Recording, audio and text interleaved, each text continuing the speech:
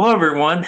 My name is Mark Kageyama, and I'd like to welcome everyone here to Be Your Own Hero. I'm a stage 4 prostate, bone, and lung cancer patient. Been dealing with cancer since late 2020, early 2021. Doing very well. I'm a Southern Californian at heart, and I have a fellow Southern Californian with me today. I'm bringing her back for the third time. And her name is Allyson Lovina Phelan. And we have some more great things to talk about. Last week, we talked about her sister's cancer journey, and that was a very, very emotional video. So take a look at that if you haven't seen that. And we have some more things that we would like to discuss. In fact, one of them, the main items that we'd like to discuss, is one of my biggest pet peeves.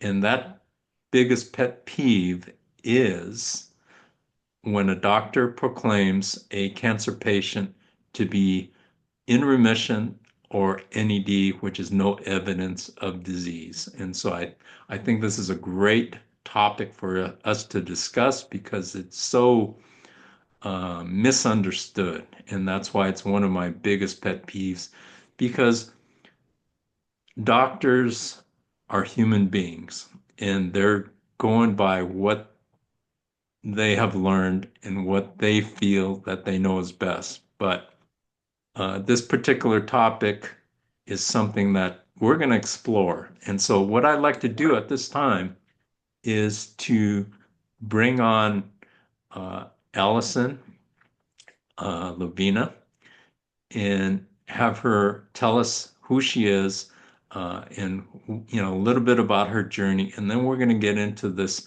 topic. And you both, this wasn't by design that we're both wearing blue.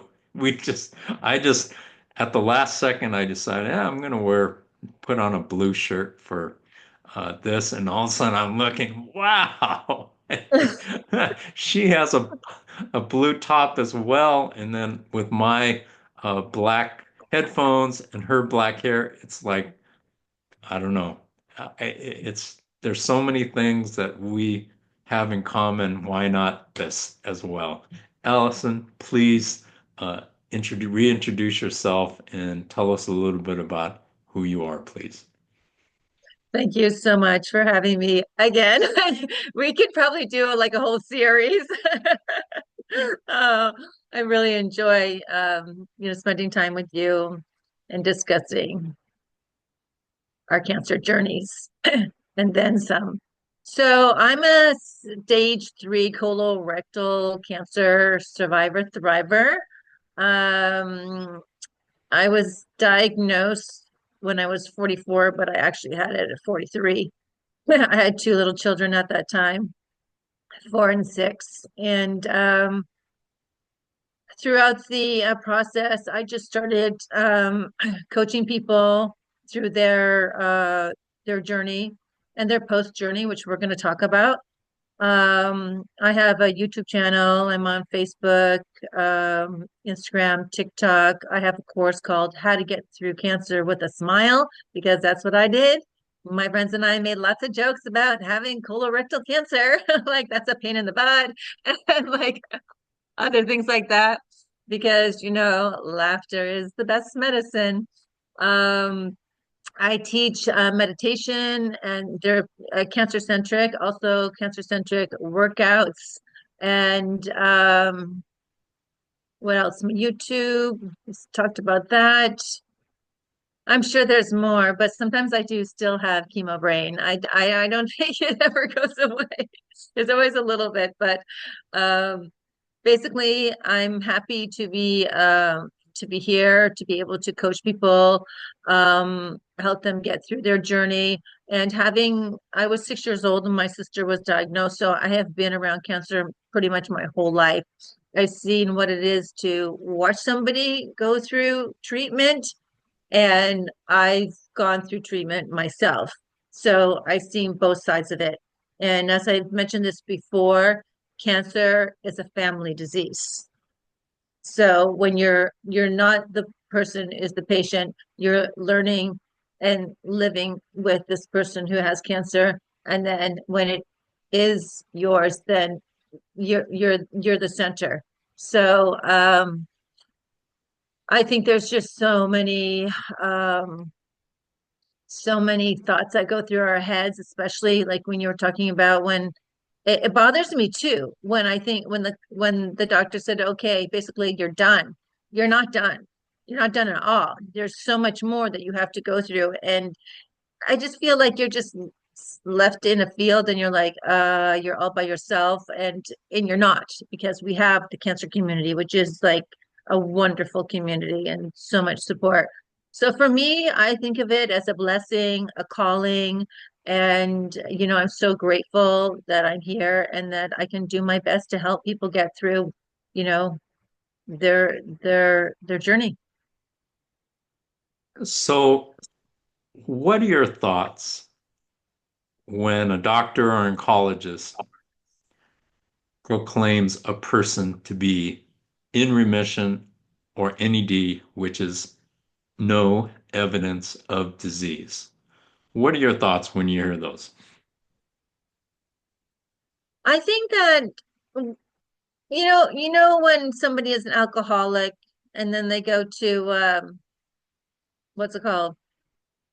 Alcoholic Anonymous. AA. And they always say that, well, I'm not drinking, I'm not an alcoholic, but you're always an alcoholic, no matter what. And when you are a cancer patient, that never leaves you. That never leaves you. I agree 1,000%. Totally agree.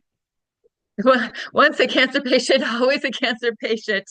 And even now, like, if something's not going right with my body, or, and it's been 13 years for me now, the first thing that always comes to me is that has it come back, and then I will do this. I will take that thought, I'll throw it away, and I'll replace it with all the things that I've done through treatment, living a healthy life, being aware, getting checked, seeing your doctor, doing your colonoscopies, like, and then I like support it with that. And then I talk about like all the positivity in my life and all the things that I'm doing and how I feel, so that I do feel healthy and I have energy. So and then I call the doctor and I go to the doctor. And almost every year I ask them to take my blood. I want them to see what's going on with my white count. Like all the time. Every year. I'm like, I want to know what's going on with my blood. So it's not something that's like hovering over me, but it is there. And I think it's really, really important for post cancer. Let me pause you right there because I just had a Yes. really important thought. Yes. So many people are petrified of reoccurrence. So many quote unquote survivors. And Yes. I know, and I talk to people every day, and they're terrified of Yes. reoccurrence. And let's kind of explore that because what you feed your mind, Yes. particularly over and over and over again, Yes. becomes Yeah. part of who you are. So let's expound on that. Well, it's also those negative thoughts is causing stress. We can't actually confirm that cancer could be cancer would you would have cancer based on stress, but I do believe that stress has a lot to do with it, including your health, your lifestyle. um so when you're feeding your body, then your body reacts to that, mind, body, and soul. So that's why when I'm going through when I'm coaching, I'm like, stop that thought. That's like a bad thought. If you consider your, like, it's anything. If you say, oh, whatever, I'm not good at this or I'm not good at that, blah, blah. Well, that's not necessarily true. Have you even tried it? Like, you have to replace that thought with like, I can do that. And I mean, This kind of thought has been like on this has happened, or people talked about this for years and years and years and years ago. So it's nothing new, but your thought stream will affect your body and your health. So you have to start doing that. And some people get stuck in it. They get stuck in it, and they also might, may miss the attention, when you're the patient, when you're the cancer person, and then that's over and you don't get that kind of attention for them, that's almost debilitating. So to keep it going, they will still be the center. That's great point. I remember when I got diagnosed, particularly early on, I was just inundated by phone calls all day long. And at some point that just goes away. You don't get all those people calling because, oh, he's okay now, or he's doing better. He doesn't need me. Uh, so it's fascinating that you're absolutely right. Some people tend to feed off of that, and that becomes part of who they are, the attention. I never thought about it that way, but that's, uh, I was like always worn out by all the attention myself. Yeah, it can be a lot. And can I just, this is a little segment. Side segment is that you had a lot of support and so did I.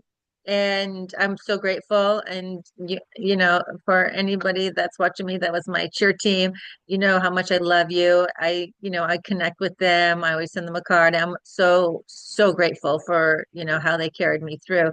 But during hospitals, when you were in the hospital and you were having hospital visits, I had a lot of visitors, and I'm not the kind of person that would say, you know what, I'm exhausted. Can you please leave? So I would be, keeping my eyes open, like being centered, listening, talking, but I was exhausted. Mhm. So anybody that's, going through it right now, don't be afraid. Just say it kindly. I'm so grateful that you came to visit me. Thank you so much. I'm really exhausted. Or you could just say that the medication is kicking in because that will help you or make you fall asleep if you're on morphine or Dilaudid. Um, so, don't feel bad because they're there to stay with you to make you feel better. But if they knew that you wanted to fall asleep or take a break, they would totally understand that. So don't be shy and just let them know and you'll feel better and they will too. So, yeah. When I was in the hospital, that was during COVID. So Wow. I only had one visitor, and that was my wife, and I was like once a day. And so I didn't have that problem. I did get, I was getting a lot of phone calls. And so, learning how to navigate all of that. And what I ended up doing was through the help of my daughter and my sister, we created a Caring Bridge site. And so I Yes. used to post Yeah. every single day.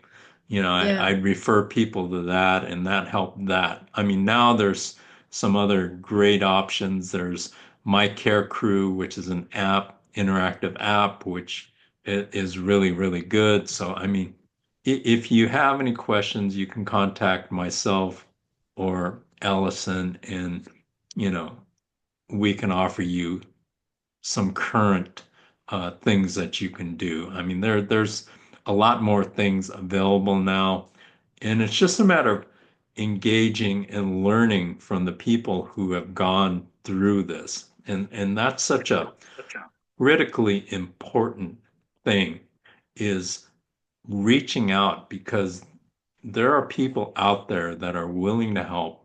And that's the beauty of the cancer community is so many people are willing to help. It's just up to you to reach out. Well, when you're first diagnosed, you really don't know anything about the Right. world of cancer. Like I didn't know anything. I didn't even know what turmeric was, and like that was a big deal. You need to have tumor. You need to take turmeric. I'm like, what is turmeric? So I didn't know. I guess there's Chris Carr. Chris Carr is she has a YouTube channel. She has a brain tumor and she's been living for a long time. So somebody told me to, go to her website, which I did, which was inspiring. And for me at that time, I really never ever had time to watch TV because I was so busy with my pre-life. And Oprah was doing this soul search, or I can't remember the actual what she called it, but she would have like all of these amazing people come. And I remember like she interviewed Lance Armstrong, and till this day, I like support him. I don't even care how many drugs he took. He went, I think he had cancer 3 times. And before he did his Tour de France, he had treatment. And then 2 years later, or 2 months later, he did the Tour de France. I'm like, are you kidding me? Can you imagine? Like, I can't think of doing that 2 months after I finished. So I was like, there's not enough drugs in the world for you to be able to do that. So I think I think he's amazing. Just like Michael Beckwith, who is a pastor. He's actually here in Los Angeles. His church is called Agape, which means everybody, everybody love. And just I was so inspired, but I still didn't know a lot about the cancer community. Eventually, I learned, and it's not cancer is a bad thing, but the community is the best community. I really believe that. Without a question. Without a question. As I've heard so many times, it's not the group, it's not the thing that you want to get, but once you're involved with the community, you realize what an amazing, amazing group of people that it is. I mean, I have reached out to people all over the world, and it's absolutely amazing how forthright people are. And the incredible thing about it is people who've gone through cancer, I mean, the majority, of course, realize how important it is to get to where you want to be as quickly. In other words, you know, when you talk to a cancer patient and they're willing to help you, people cut right to the chase. And it's not a lot of dancing around, hey, let's get to know each other. It's not like that. Hey, Right, right. this is what I did,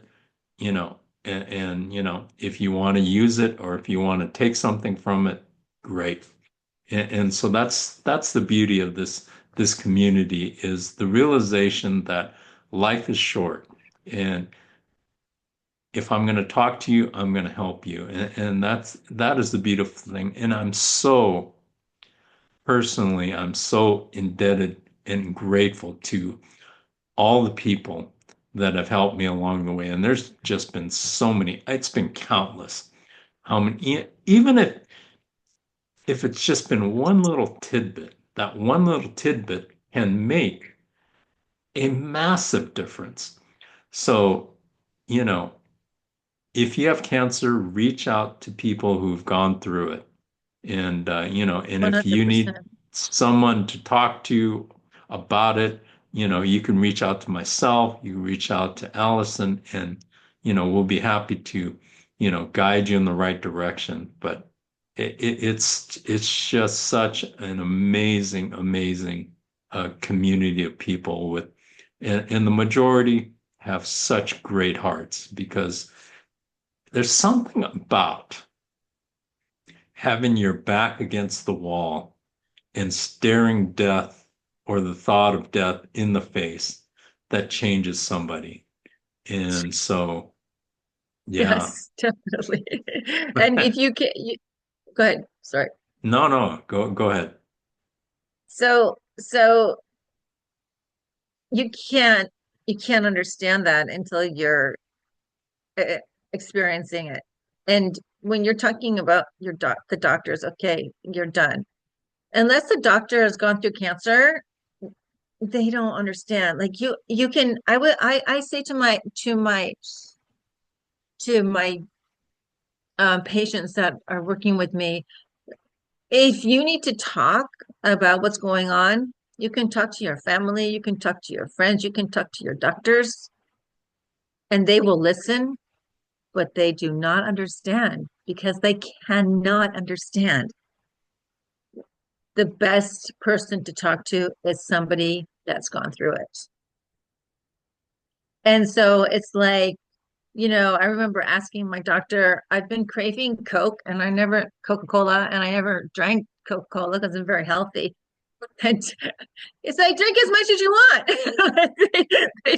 He's like, eat whatever you want. So they're not trained about like health, things like that. Even like the little treats that they give you in the hospital, those are not healthy at all. So um you just you can talk about it with people that have not gone through it, but it's not going to be the same support because they just haven't gone through it. And also be wary of salespeople who claim to have all the Mm. cures. Oh, And so annoying. Oh my you, gosh, so annoying. Stop it. and unless you know somebody who's, taken it and it's made a difference, just you're going to get a lot of that as well. So it's a journey that has a lot of pitfalls, and there's so much involved with a cancer journey, and it's overwhelming, absolutely overwhelming. Yeah, yeah. How many different things that you have to navigate as a cancer patient. Well, first, I mean, I think I can see myself on the bed when my doctor called me to her office to tell me that I had cancer, which I already knew because I just knew it. I just had this feeling. And she had her hands on my knees, and she was very supportive. And this is how vain I am. I said to her, but what about my hair? She's like, your hair's not gonna fall out because colon cancer, it doesn't fall out. It hair comes out, but not all of it because it's a different cocktail, right? It's a different chemo cocktail. And then I'm like, but what about girls' night? And she's like, you can still have girls' night. Oh yeah, well, once I was in chemo radiation, I didn't care about girls' night anymore. Eventually, we did go out. We would have a dinner, but it would be a short dinner. But it was good for me because it was good to get out. Um, and then you're basically you leave your doctor and they're doing your blood pressure, or they're taking blood, they're giving you all this information, you're signing things, and you're not even there. You're not like, I just remember looking down on myself and like I don't remember what they were doing exactly or what I was signing, but all I knew was like I have cancer. That's all I could think. And that whole weekend, it was Valentine's weekend. I was just praying because we didn't know what stage I was at. So that was very stressful. And then when I was first diagnosed with stage 2, and then my lymph nodes, that took me to stage 3. So the other things for me that I had to manage were my children, and we talked about that before. Um, and my schedule. and I had my chemo every 2 weeks. So it was Monday, and then Tuesday was a break, and then Wednesday I would go and I would get an infusion of oh my gosh, I forgot. It would help me feel so much better. Oh, I can't think of the name right now, but basically it hydrates you. So when I started doing that, I was I was healing quicker. Before it would be like the whole week, the whole 5 days, I really couldn't do anything. And then I would do something on the week, and then by the second week, that would be like my good week because then I knew that I'd call myself the boxer because I'd have to get back into the boxing ring, and like you get punched down because of the chemo. It's like pretty flat. So for me, those were the most important things was, taking care of myself. I took myself to chemo. My friends would meet me and taking care of my children. And of course, I'm Catholic, so I would go to church and anytime that I can. You would get blessed and anointed, and that helped me. I'd have the holy water, and I'd be like, "You're just supposed to put a dab on." I'm like, "I'll put it everywhere." So I had the support from the church, and my priest is wonderful. Um, so those were the most things that were valued So important why to don't we me. talk about some of the things that you've done post-cancer with your advocacy and things like that, and then we'll get into a final question that I have for you. So at the very beginning, I didn't know that there were so many people advocating, which was like awesome for colorectal. Not as much, but of course breast cancer, which I knew. And I really wanted to give back. And I had started a YouTube, a YouTube channel, the YouTube channel with my friend. And before that, like before I was like cancer mom, because that's like who I was in the community. That's the cancer mom. But I had a whole life before that. I had a TV show and I did a lot of events. And so like the photographer and the videographer is a good friend of mine. And I'm like, I know that we've been doing all these fun things, but how would you feel about doing a show about, cancer treatment and things like that? He's like, yes. So we started doing videos, and they're really funny to watch right now because I'm like, hi, I'm Allyson Lovina. Like, let me tell you about chemotherapy or radiation, which is like these things are really important because radiation, when you're going in, you have no idea. Like if you're claustrophobic, you don't understand this huge thing is coming over. Like the doctors just don't explain that to you. So I would like break that down. Everything that I went through, I wanted to share with other people. Like, okay, this is what's coming up. So this is what you need to do. And you see like this little bed, and it's not soft, it's very hard and it's cold and things like that. And then I don't remember. We did like 20 videos, and then I was just so busy with my children, and I'd always put my children first. But within that time, I did the booty campaign. Um, it was really important for me to remind people to get checked and listen to your body because it was about 7 months after I had symptoms, and that's when I had my colonoscopy.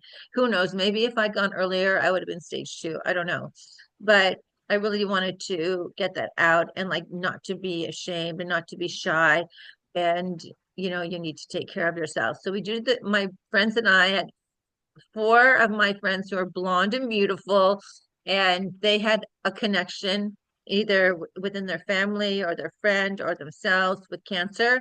So, we did some photos and then some interviews, and then I did a documentary about my journey.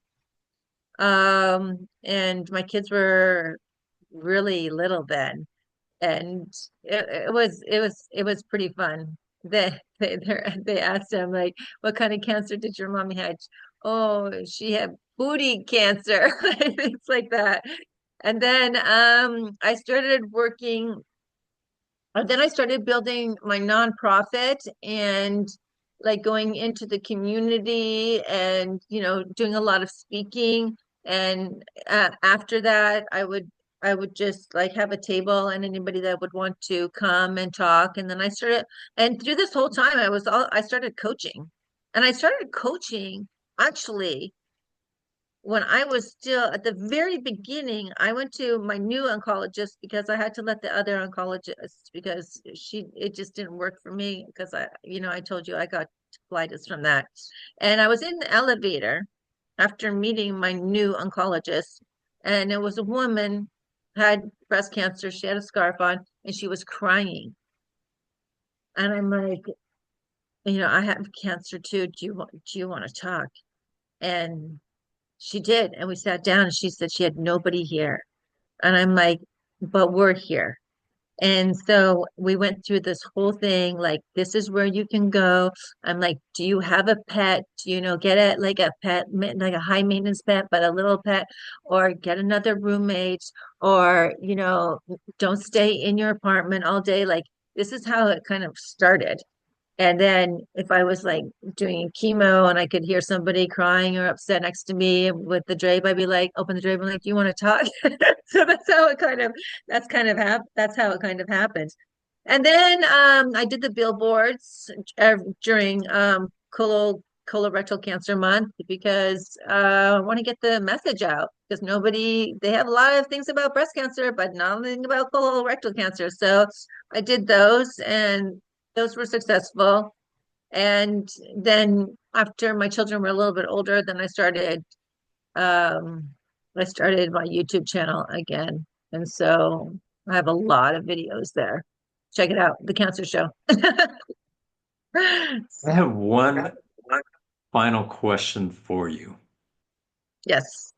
And, we're going to be wrapping up here. But my final question for you is if you had the ability and the power to change something involved with the conventional medical field, what would it be? It would like it would be that people don't have to wait to get approved. I'm working with some women who like can't get their chemo until they're approved. That should not happen at all. There should never be a gap in there. This is their life. And it's expensive. I'm $1 million baby. Is it very expensive? I think the chemo was like 15,000, $30,000 every time. Hmm? That should never be a problem. If somebody has cancer, there should be no blocks, and we should be taken care of with the best doctors and nurses and hospitals.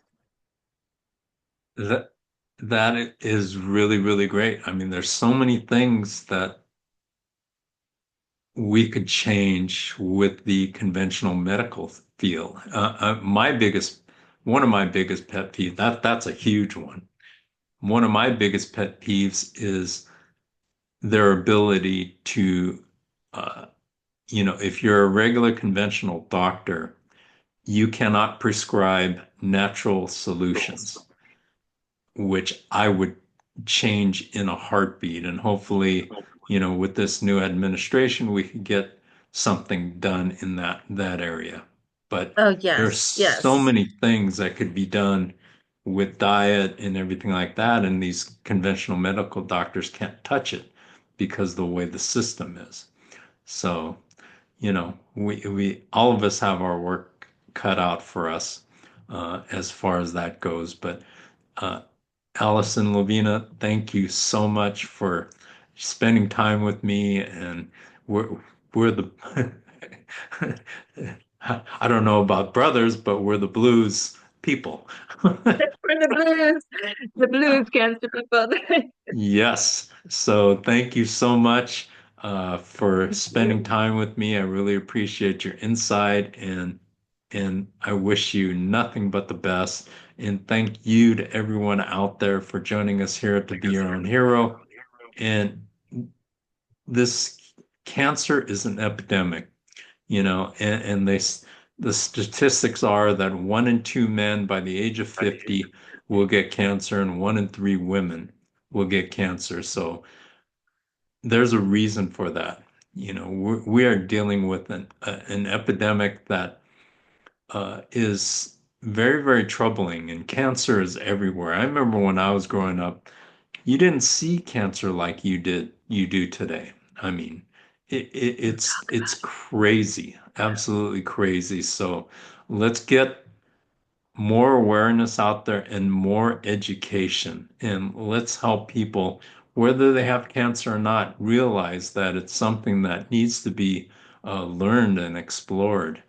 And so it's so important that we make the most out of our journeys because life is very short, and make the most out of each and every day, each and every minute, and each and every second. And here's your commercial. Please like, subscribe, make a comment in the comment section, and we will see you next week on To Be Your Own Hero. Thank you very much, Allison, and thank you to Thank everyone out you. there. Thanks Bye-bye. so much.